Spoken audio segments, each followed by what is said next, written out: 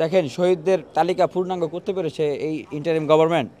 আহতদের পুনর্বাসন, শহীদদের পরিবারের পুনর্বাসন, জুলাই ঘোষণাপত্র, আওয়ামী লীগের ফেসিবাদের দালালদের গ্রেপ্তার, শাস্তি তো পরের কথা, সবাইকে তো গ্রেপ্তারই করতে পারে নাই।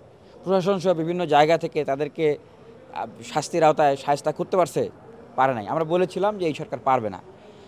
এই ইউনূস সাহেব উনি যে সরকার গঠন করেছেন তারা হচ্ছে এই সরকারের ছায়াতলে দুধকলা খাওয়ায় এই মৌলিক যে কাজগুলো ছিল এইগুলো না করে তারা করছে রাজনৈতিক দল, যে সামনে আবার তারা ক্ষমতায় আসবে, সেটা করতে গিয়ে সেটাও ফেল করছে। এখন যখন দেখতেছে আর পারতেছে না, তখন আবার গেছে লন্ডনে। মানে দেশের রাষ্ট্রের অভ্যুত্থানের যে আকাঙ্ক্ষা, সেই আকাঙ্ক্ষা এখন উপদেষ্টাদের ভিতরেও নেই। আর প্রধান উপদেষ্টা, যিনি মাননীয় প্রধান উপদেষ্টা বলবো ডক্টর মোহাম্মদ ইউনূস সাহেব, ওনার মাথার ভিতরেও এখন নাই। এখন রাজনীতি সবার মাথার ভিতরে ঢুকে গেছে। তো এইটা জনগণের আকাঙ্ক্ষার বিপরীত, যে কেবলমাত্র নির্বাচনের জন্য আপনি লন্ডনে যাবেন, আর যারা শহীদ, আহত, অভ্যুত্থানে নেতৃত্বদানকারী দেশের জনগণ, তাদের চাওয়াটাকে আপনি চিন্তা করবেন না। ডক্টর মোহাম্মদ ইউনূস সাহেব বললেন কি যে গণভোট নাকি মানুষ বোঝে না।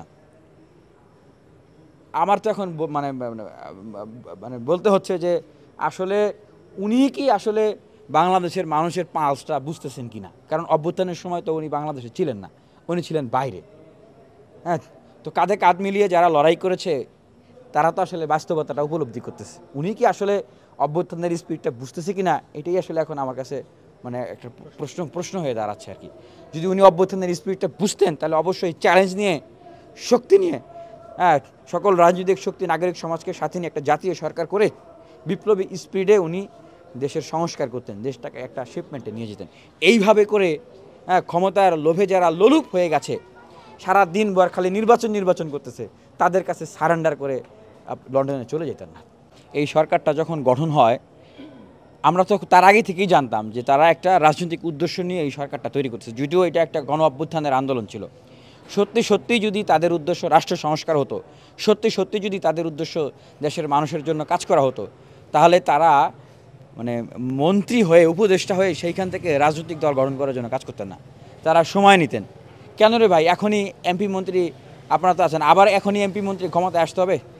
দেশের মানুষ রাজনৈতিক দলগুলোর মাথার তাজ হয়ে থাকতেন তারা। ভবিষ্যতে বাংলাদেশে তারা নেতৃত্ব দিতেন। কিন্তু এই যে ক্ষমতার জন্য অস্থির হয়ে যাওয়া, মন্ত্রী হয়ে সকল রাজনৈতিক শক্তি, দল, সিভিল সোসাইটি, বিভিন্ন গ্রুপ সবাইকে মাইনাস করে দিয়ে কেবলমাত্র নতুন রাজনৈতিক দলেই আপনাকে থাকতে হবে, নাহলে আপনি রাষ্ট্রের কোনো সুযোগ সুবিধা পাবেন না, এরকম একটা প্রক্রিয়ার ভিতর দিয়ে মানে বলতে গেলে সেকেন্ড বাকশাল আর কি, প্রক্রিয়ার ভিতরে নিয়ে যাওয়া, এটা কি মানুষ মানবে না? আমরা শুরু থেকেই তাদেরকে বলছিলাম যে এটা মানুষ মানবে না। আপনারা যা করতেছেন আপনারা ভুল লাইনে যাচ্ছে। বঙ্গবন্ধু ফেল করছে, বাংলাদেশে নতুন করে কেউ বঙ্গবন্ধু হইতে আসেন না, শেখ মুজিব হইতে আসেন না, আপনারাও ফেল করবেন। নতুন করে কেউ বাকশালের বাপ হইতে আসেন না, তো বাকশালের বাপ হইতে এসে তারাও ফেল করছে। আমাদের কথাই তো ঠিক হলো। For more updates, follow us on Facebook, subscribe our YouTube channel, get the latest update on www.daily-sun.com.